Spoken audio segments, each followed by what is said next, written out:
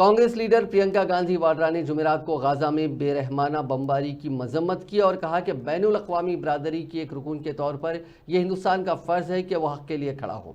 Congress general secretary Priyanka Gandhi ने एक post में कहा कि 16,000 बेगुनाह शहरी मारे गए हैं, जिनमें तकरीबन 10,000 बच्चे, 60 से ज़्यादा सहाफ़ी और सैकड़ों तिब्बी कारकुन शामिल हैं। उन्होंने कहा कि एक पूरे मुल्क का सफाया किया जा रहा है। प्रियंका गांधी ने सवाल किया कि ये हम में से बाकी लोगों की तरह ही ख्वाब और उम्मीदें रखने वाले लोग हैं, उन्हें हमारी आंखों के सामने बेदर्दी से मारा जा रहा है, हमारी इंसानियत कहाँ है।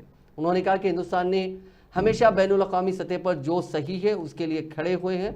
हमने जनूबी अफ्रीका की नस्ल परस्त हुकूमत के खिलाफ पाबंदियों के लिए जद्दोजहद की। हमने आज़ादी की तवील जद्दोजहद के आगाज़ से ही फ़लस्तीन में अपने भाइयों और बहनों की हिमायत की और अब हम पीछे खड़े रहते हैं और कुछ नहीं कर रहे हैं, जबकि नस्ल कुशी के ज़रिए ज़मीन से उनका वजूद मिटाया जा रहा है।